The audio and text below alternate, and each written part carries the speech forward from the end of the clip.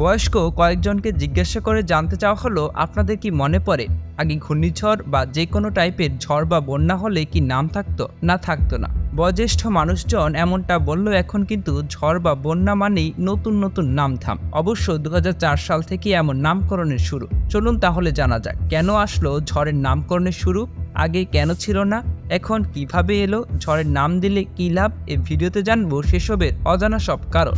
রেমাল হলো একটি ঘূর্ণিঝড়ের নাম। এই নামটি দেওয়া ওমানের। এটি আরবি শব্দ যার অর্থ হচ্ছে বালু।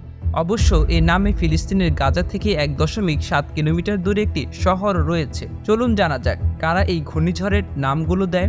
ঘূর্ণিঝড়ের নামকরণ করা হয় যাতে মানুষের ঝড়ের কথা মনে রাখতে ও শনাক্ত করতে সহজ হয়। নির্দিষ্ট নাম থাকলে ওই নাম দিয়ে সচেতনতা তৈরি ও সতর্কতা পাঠানো যেন সহজ হয়। বিশ্ব আবহাওয়া সংস্থা, এশিয়ার জন্য জাতিসংঘের অর্থনৈতিক ও সামাজিক কমিশন এবং প্রশান্ত মহাসাগরীয় ঘূর্ণিঝড়ের নাম দেয়। এছাড়াও ভারতের IMD ৬টি আবহাওয়া কেন্দ্রের মধ্যে একটি, যা ঘূর্ণিঝড়ের নাম দেয়। এই আবহাওয়ার কেন্দ্রগুলো কেবল ঘূর্ণিঝড়ের নাম দেয়, তবে নামগুলো এমনভাবে নেওয়া হয় যাতে কারো অনুভূতিতে আঘাত না হয় এবং এই নামগুলো পুনরাবৃত্তি না হয়।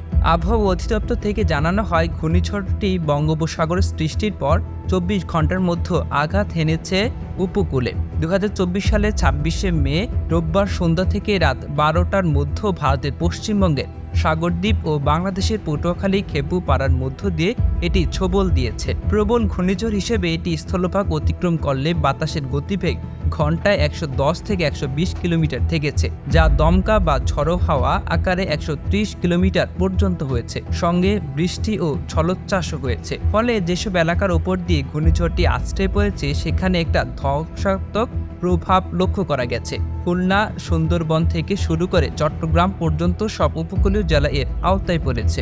জানা যায়, দুর্যোগ ব্যবস্থাপনা ও ত্রাণ মন্ত্রণালয়ের এক সভায় দেশের সাতক্ষীরা, বাগেরহাট, খুলনা, বরগুনা, পটুয়াখালী ও ভোলা এই ৬ জেলা বেশি ঝুঁকিপূর্ণ হিসেবে চিহ্নিত করা হয়েছে। সেখানে ৪,০০০ আশ্রয়কেন্দ্র প্রস্তুত রয়েছে। এমনকি সবাইকে আশ্রয়কেন্দ্র যাওয়ার জন্য বিশেষভাবেও বলাও হয়েছিল। এছাড়াও আরও সতর্ক থাকার জন্য দুর্যোগ তথ্য পাওয়া টোল ফ্রি ১০৯০ ব্যবহার কথাও সভায় জানানো হয়। দেশ বিদেশে আবহাওয়া নিয়ে সবসময় ভিডিও পেতে স্কিলভির সাথেই থাকুন। আর অবশ্যই সবার আগে আমাদের সব ভিডিও দেখতে স্কিলভি চ্যানেলটিকে এখনই সাবস্ক্রাইব করুন এবং পাশে থাকা বেল আইকনটিতে ক্লিক করতে ভুলবেন না। আর কমেন্ট করে আপনার মতামত জানান এবং ভিডিওটি অন্যরা যেন দেখতে পারে সেজন্য এখনই শেয়ার করে দিন।